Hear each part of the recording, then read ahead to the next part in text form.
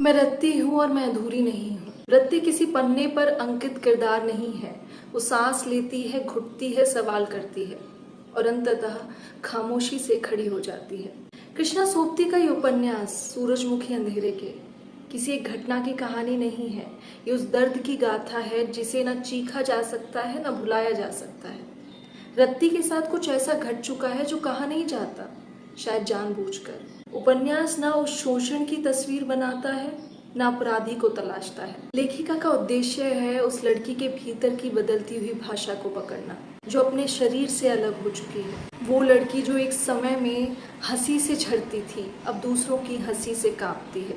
वो किसी को बताने की कोशिश नहीं करती कि वो टूट चुकी है, क्योंकि हर बार जब वो जुड़ना चाहती है, कोई ना कोई उसे उसकी दरारें याद दिला देता है।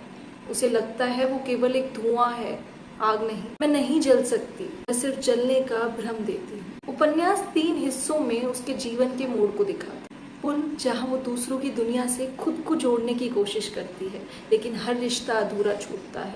सुरंगें, जहाँ हम महसूस करते हैं कि वो भीतर से कैसे टूट चुकी है, कैसे एक घटना जिंदगी भर उसका पीछा करती रहती है। और आकाश, जहाँ वो पहली बार अपने होने को, अपने अधूरेपन को स्वीकारने लगती है, बिना स्वयं को कम आके।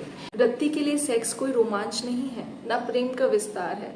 वो उसे एक काम की तरह देखती है, जैसे शरीर का इस्तेमाल कर कोई चीज फेंक दी जाती है। और जब वो किसी माँ को बच्चे के साथ देखती है तो उसके भीतर कुछ टूटता नहीं है, वो बस सूख जाता है।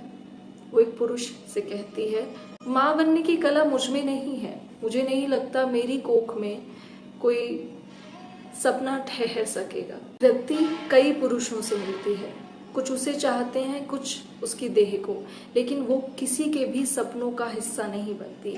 वो जबरदस्ती नहीं करती, छीनती नहीं है, बस खुद को वहां से हटा देती है, जैसे कोई दृश्य से निकल जाता है बिना पर्दा के। और यही उसकी सबसे बड़ी ताकत है।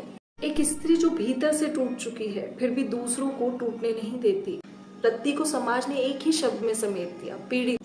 लेकिन रत्ती सिर्फ पीड़िता नहीं है, वो एक आईना है। वो एक आईना है उन तमाम लड़कियों का जिनसे उनकी आवाज पहले छीन ली जाती है और फिर उनके भीतर गूंजने वाली चुप्पी को भी जज किया जाता है। अगर आपको ये वीडियो पसंद आई है तो अपना प्यार और प्रोत्साहन दिखाइए, इसे ज़्यादा से ज़्यादा शेयर कीजिए और मेरे चैनल को सब्सक्राइब कीजिए।